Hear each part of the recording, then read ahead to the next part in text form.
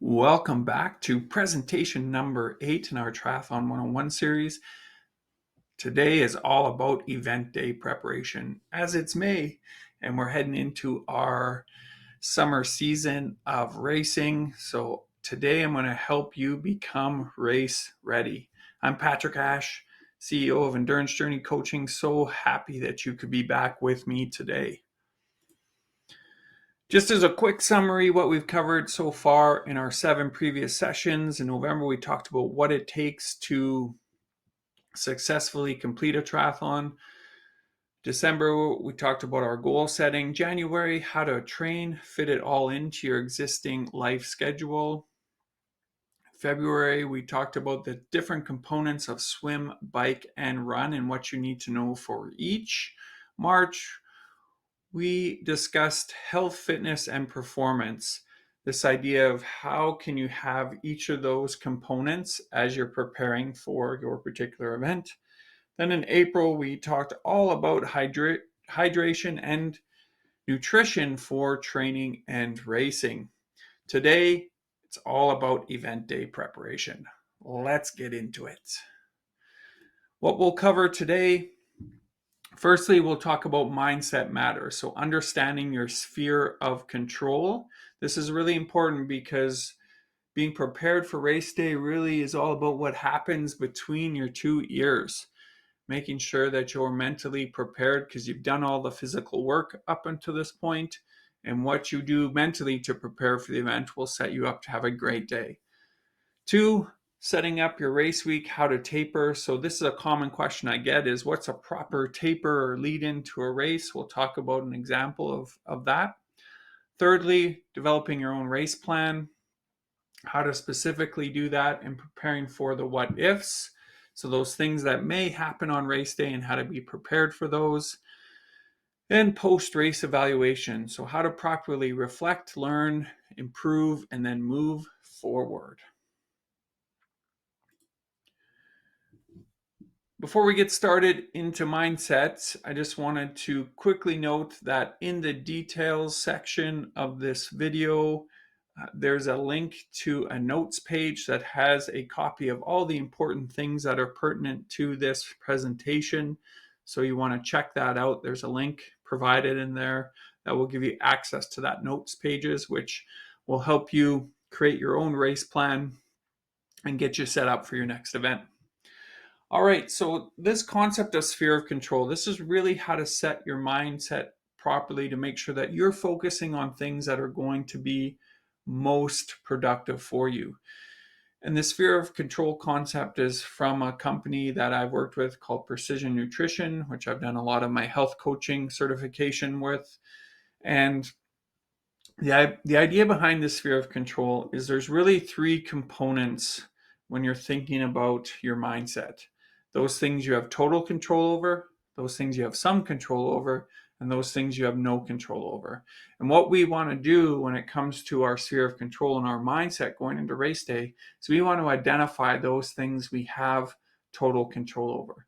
And those are the things we want to focus on and prioritize first in our mental preparation so that we're not spending too much time on those things we have some control or no control over.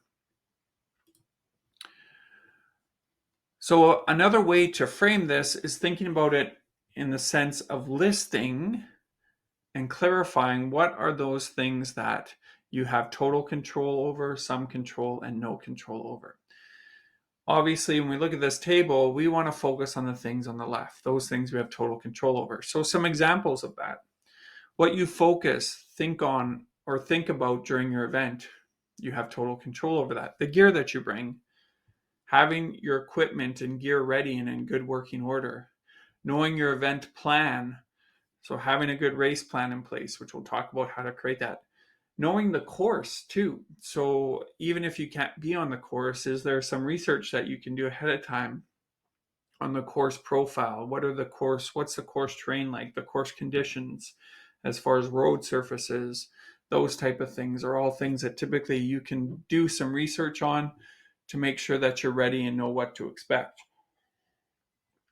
Knowing, going even a day or so or a few days before and checking out the transition area, where you're going out of the swim, what the swim course looks like, where you enter the water, where you exit, where you go into transition after the swim to get to your bike, where you leave the transition to start your bike, where you come into transition after your bike is done, and then where you head out of transition to start your run, and where's the finish line. So you're really aware of the important parts of the course so you can feel comfortable and visualize. Those are all things you can control.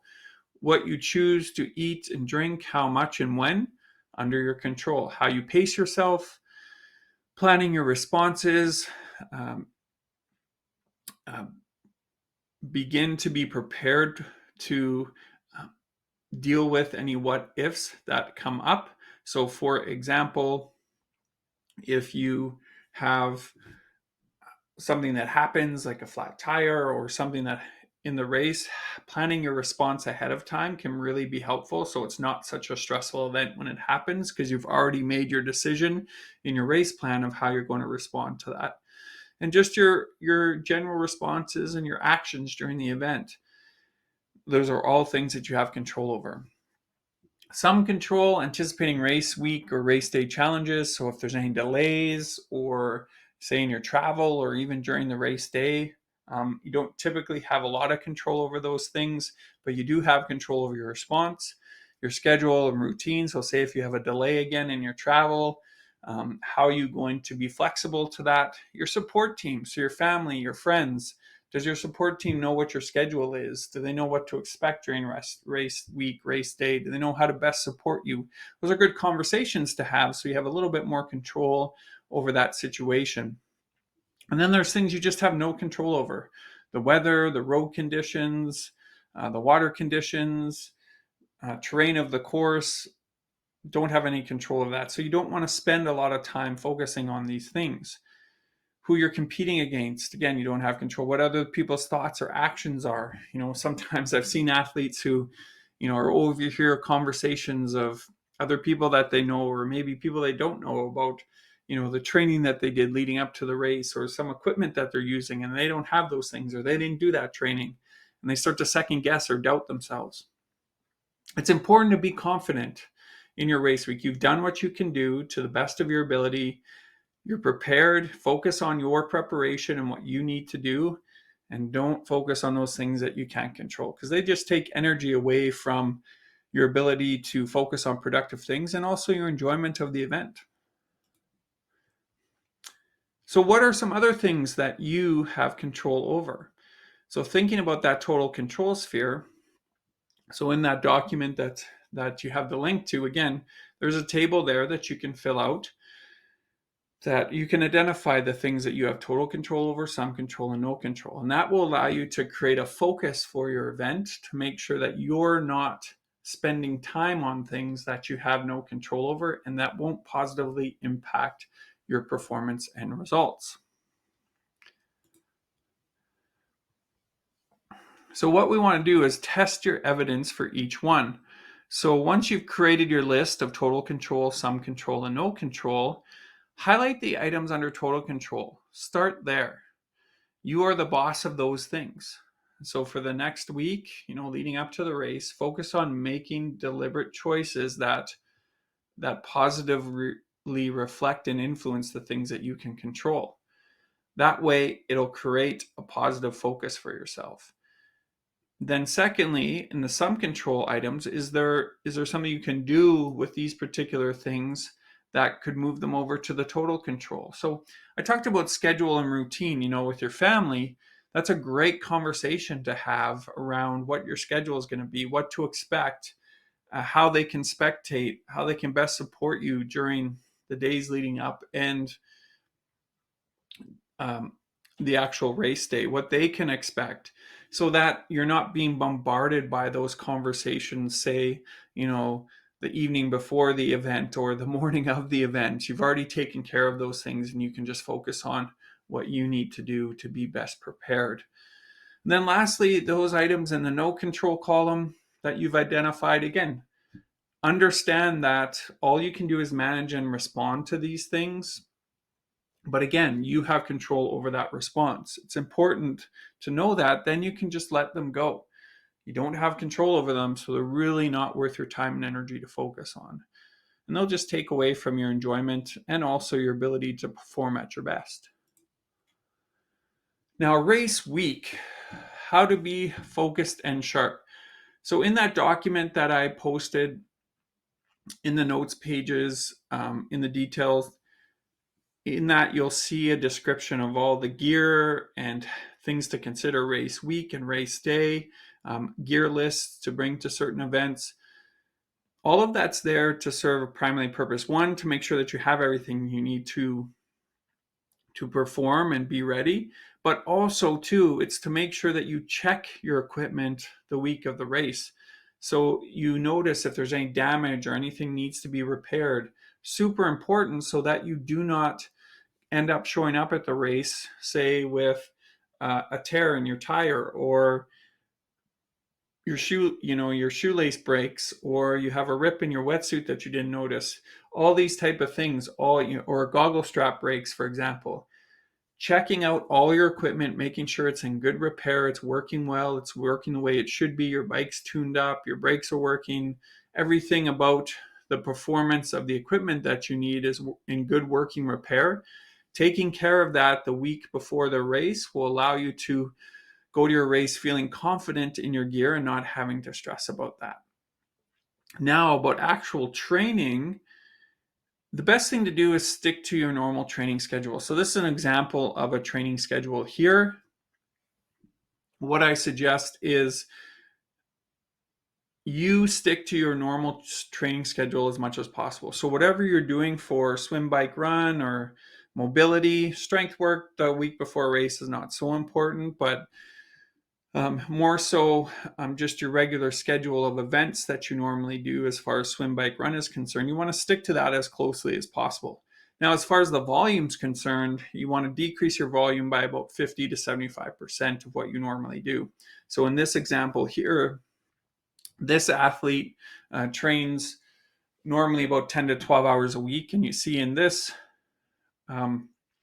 athlete, their total duration time of their training is about 3 hours. So they've cut it down quite a bit. So short sessions, you still keep a little bit of intensity in each of those sessions. So you'll see in each of the sessions, there's still a little bit of intensity, usually up at around race pace, where you'll do like 1 minute, 2 minute, 3 minute intervals at that strong race effort, and then equal recovery time. So you get fully recovered between each of those intervals. And the purpose of those intervals is not to increase fitness or improve fitness, because you're not going to do that the week before the race, but more so it's about just keeping your mind and body in that rhythm of training and keeping it and your brain engaged in what race pace feels like. So you're really comfortable with it. And you should always finish these sessions feeling like you could always do more and feeling energetic and almost like you're itching to get going on race day. That's totally fine to feel that way. It's better to err on the side of doing a little bit less than too much. And I've seen athletes make that mistake where they try to cram in this extra training really close to their event. And all that does is just end up making you extra fatigued, and you end up performing poorly or even risk an injury. So it's really important to keep the rhythm of your normal training schedule, add a little bit of intensity in there at race pace, make sure they have lots of recovery between those intervals, keep the sessions short, and feel like you can always do more when you're finished. And then that day before the race, typically we do a little swim, bike, run, just to touch on each of those different disciplines so we feel ready to go. And then it's race day. Normally 2 days before the race, I usually suggest my athletes take a day off on that particular day, just because that's a lot of logistical stuff that goes on during that day, race meetings, any gear issues that they have to deal with, getting their equipment and clothing and all that stuff ready for race day, so that the actual day before the race is pretty chill as far as just going through the last final equipment check, doing that short swim, bike, run. Just keep your feel, get rid of some of that nervous energy, and then you're ready to go on race day. And lastly, you want to feel like use these sessions leading up to the race to really visualize feeling strong and confident on race day. So When you're swimming, visualize yourself in the actual race swim, feeling calm, feeling confident, focusing on a good, powerful, strong stroke. On the bike ride, as you're doing your short little intervals, just focusing on how you want to feel on race day. Your breathing, the pressure you want to put on the pedals. In the run, focusing on your posture, your breathing, your cadence of your running, your arm swing, making sure everything's feeling the way you want it to, focusing on those positive self-talk words you're going to say to yourself, keep yourself in the moment.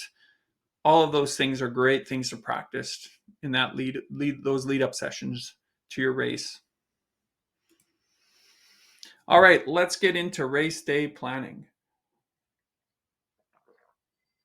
There's 6 outcomes that we can discuss to create your actual race day plan. The first one is ideal race outcomes. So this is overall what you want to accomplish during your race. Warm up is number 2. So what you want to accomplish in the warm up of the event. The swim, the bike, which includes transition 1.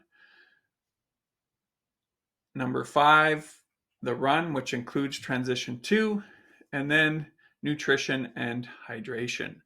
So there's a good example of each of those. And again, in that document that I gave you, that you can get the link to, there's a race plan there that you can use on your own to fill out each of these different components of your next event. So the first part is race outcomes. Now, typically, this is an example of an athlete I worked with who was doing Ironman Canada last year. These are the outcomes that they came up with for the race. Now, people say, well, what can I put finish time in this race? Yeah, you can, absolutely. But if you think about, again, your sphere of control, do you actually have control over your actual finish time? Not so much. I mean, what you've done in your training will give you an idea of where you may finish from a training time perspective, but so many things can dictate that on the day.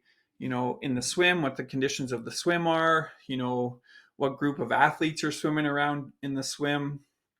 Once you get on the bike, the surfaces of the bike, or the conditions during the bike ride, if there's any temperature changes, same thing on the run. So all of those things will impact your finish time. So what I often focus on with my athletes are, what are some things that you can focus on in the moment during the race that will ultimately positively affect your finishing outcome? So technique things that, whether it's posture, breathing, what you're thinking to yourself, what you're saying to yourself, those positive, productive thoughts are things that you want to focus on. So this athlete had 3 outcomes for the race. Pace as they have practiced. When in doubt, know that I'm prepared. So again, that positive self-talk, going back to controlling pace that relates to what they did in their training. It's important, oftentimes because you've tapered down, you've increased your training load, you tend to feel pretty fresh on race day. So you can start out and swimming or just at an effort level or a speed level that's much higher, and the perceived exertion might be lower, even because you're in the adrenaline of a race. But if you're going way faster than what your training has indicated that you can race at, that's a red flag, and you need to pay attention to that. To train within or race within what your training has indicated. It's important not to race above that, because ultimately that can lead you to a disappointing result. So train within what allow your training to dictate what you can do as far as pacing is concerned in your race. And then lastly, enjoying the day is important for this athlete. This was their first Ironman, so making sure they take in that atmosphere that they're in. Oftentimes I'll say to my athletes, the training is really the hard part of the preparation. Once you get to race day, look at it as a celebration of all of that training and work that you've put in. Take it in. Anything that happens, whether it makes the day more challenging, will just make for a better story at the end of the day. So instead of looking and stressing out about a challenging situation that happens on your race day, look at it as something that will create a better story at the end of the day. And then feeling strong and powerful and grateful. at the end of the race is really important for this particular athlete. So again, all things that they can control. So then we get to their warm-up. Oftentimes athletes will skip this part. And the reason why I put it in a race planning document is because it is so important, not only from a safety perspective to make sure that you're warmed up. Most of the incidents in swim settings happen because athletes don't warm up properly. So it's important to make sure that you have a warm-up plan. In that document that I sent, there's videos on a proper warm-up for the swim. Also, too, how to set up your transition areas, just things that you can take care of ahead of time on the race so you're prepared and ready, whether you can only do a dry land warm-up or you can actually get in the water and swim to make sure that you're warmed up. So this athlete had 3 outcomes for their warm-up. Easy 10-minute run an hour before, so very specific, which is good. They identified the time and when they want it to happen. Easy 10-minute swim 30 minutes before. Relax and focus, deep breathing focus. Remember, I'm confident and ready. I've done the training. I've also give some example of some cue words: calm, grateful, breathe. So these are all great things to keep in mind, things that you can control in your warm-up. Thirdly, your swim strategy. So 3 outcomes for this athlete: staying calm and smooth, long, slow exhales between their breaths. So by keeping that long, slow exhale, it keeps them controlled. They stay controlled of their breathing. So obviously when you're in the swim, if your breathing gets out of control or it gets too quick and rapid, that can create anxiety. And then all of a sudden that can really impact your performance. So if your breathing stays under control, you can control your pace properly in the swim. Pacing properly with easy to moderate feel. We do this thing called a 5-stroke test for longer course, like Ironman swims, where the athlete should be able to take 5 strokes between a breath and still feel very comfortable and relaxed. If they can't swim 5 strokes because they feel like they need to take a breath before that, typically they're swimming too fast for that particular distance. So that's a little test or strategy we came up with that they could use within the swim to control their pace. Again, focusing on something in the moment that they can control. Get in someone's draft, but sight frequently. So remembering that, yes, drafting does save energy, but only if you're swimming in the right direction. So you need to make sure that you're staying aware of where you are in the water at all times. Then cue words: bubble, breeze. So making sure you're exhaling out between breaths, grip and rip, and a strong pull through. So T1 and bike. So the idea with this is having a 5-step transition plan for this person. So once they get out of the water, this athlete created a 5-step transition plan so they know exactly which step they need to take as they get out of the water. Wetsuit off, rack the bike, get to the bike, take helmet on, and then shoes, grab the bike, away you go. So, for this athlete, it was a pretty quick 5-step process. They bike within their power zones, pace, keep breathing controlled. Then easy on the ups and pressure on the pedals on the downs. So the idea is control your efforts as you're ascending up any hills. And then as you're going downhill, you want to put pressure on the pedals to take advantage of gravity. So that was a good focus for this athlete in the moment. And then following their hydration and nutrition plan that they laid out. If you need help developing yours, I suggest you check out the previous presentation I did on hydration and nutrition for training and racing in the previous presentations. And then cue words: relaxed shoulders, smooth but strong. That pressure on the pedals, that's all these things can keep you in the moment and focused on things that you have control over. And then T2 and run. So again, as they come off the bike, 5-step transition process that they go through. Ease into the run and stay at consistent, manageable pace. So they'll know what that is based on their training. Be tall and power walk through 8 stations. Again, very specific focus. Stay hydrated and practice their plan as they go through. And again, that's important to stay on top of their nutrition plan and their hydration as they've practiced in training. Then lastly, last 10 km, assess how I feel, then possibly increase the pace that could be manageable. Again, to get to that outcome that they talked about for their race outcome was to finish strong. Other keywords, smile, relax the shoulders, stride rate, so quick arms, quick feet. So using your arm swing a little bit quicker to drive your foot cadence is a great cue. And then lastly, your nutrition and hydration strategy. So outcomes for the race: stay consistent with hydration and nutrition. Small sips of hydration mix every 15 minutes. 70 grams of carbohydrate per hour. 700 to 50 to 1 liter of fluid per hour. Assess and adjust as I go. Be flexible. If my plan needs adjusting based on how I feel, then I adjust, as I've done in training under similar conditions. So knowing that, circumstances might dictate that they have to change up their nutrition plan, but they've practiced that in training so they can make those changes as needed. Again, slow drip of fuel regularly. Those are all good cues to use to keep you present.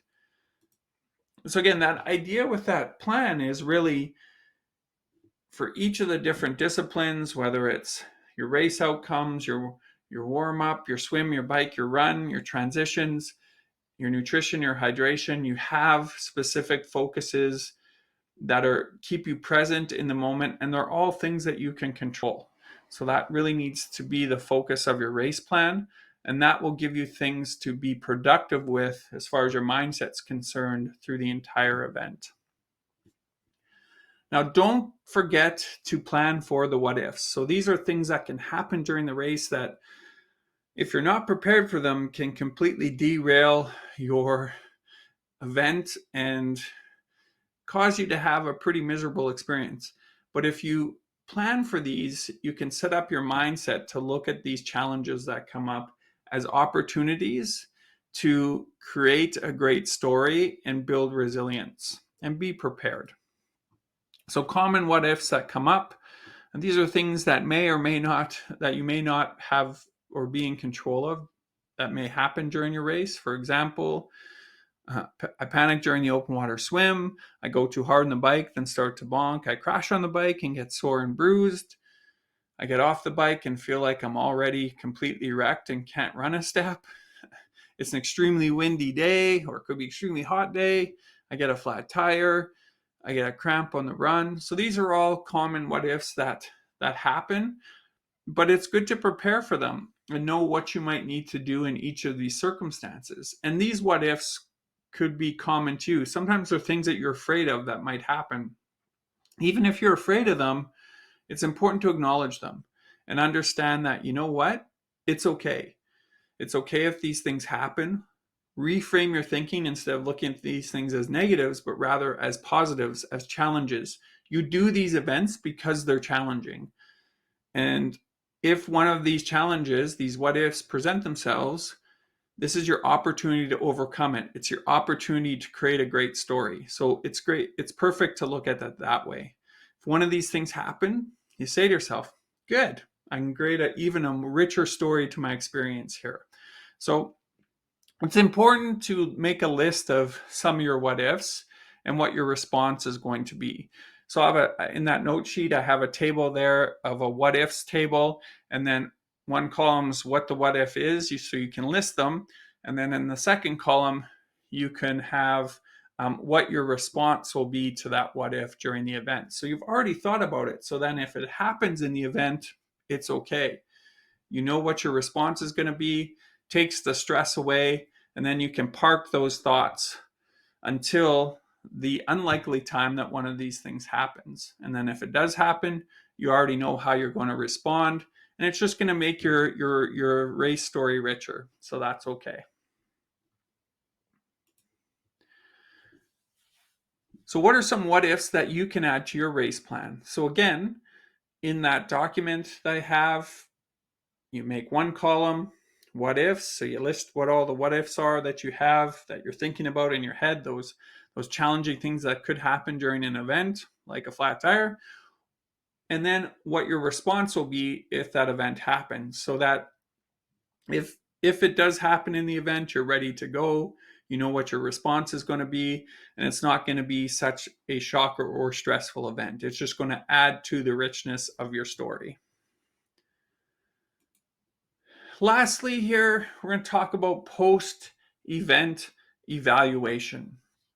So one of the things that's important to do, and I talked a lot about creating a race plan, but one of the things that's also important to do is make sure that you take the time to actually evaluate your post race, to make sure that you have taken the time to reflect and learn from your race experience so that you can make changes moving forward and also build on the things that you did well. So for each of these areas, I have this little table here. And again, this is in your notes pages at the end or in that document that I have linked up with this presentation. You have a little table there. So you're really wanting to identify one thing that you would improve, do differently, or do the same in your preparation. So during training and also during your next event. So thinking about how your event went and your training build up, your preparation to that event, what would you do differently? So during training, pre-event week, your swim training leading up to the event, any transition training that you did, any bike training that you did leading up, any transition bike run or transition training you did, your run training, and then also your nutrition and hydration. Is there anything you did during training leading up to that event that you might change or do differently moving forward? And then during your race, was there anything, say, pre-race week or the race week itself that you did that you would maybe tweak or do a little bit differently based on what happened? In the race swim, anything that you would improve, do differently, or do the same? Same thing for transition 1, your bike, transition 2, your run, and then your nutrition and hydration. Again, it's all about reflecting and learning.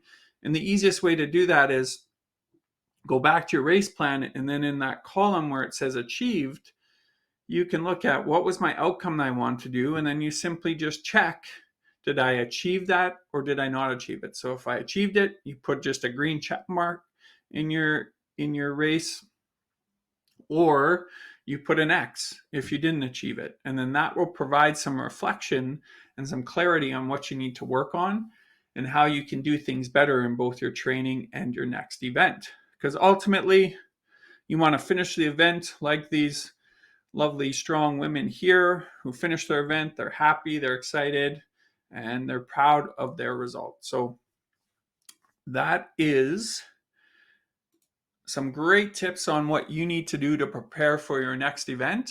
If you do need help with your own training, your preparation, nutrition, hydration, please reach out.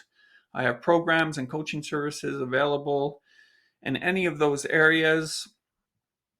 So you can always contact me at patrick@endurancejourney.com or on Instagram, Facebook at Endurance Journey, or as through my website at endurancejourney.com. So thank you so much for attending today. Look forward to reaching out to you again, and take care of yourself and all the best in your next event.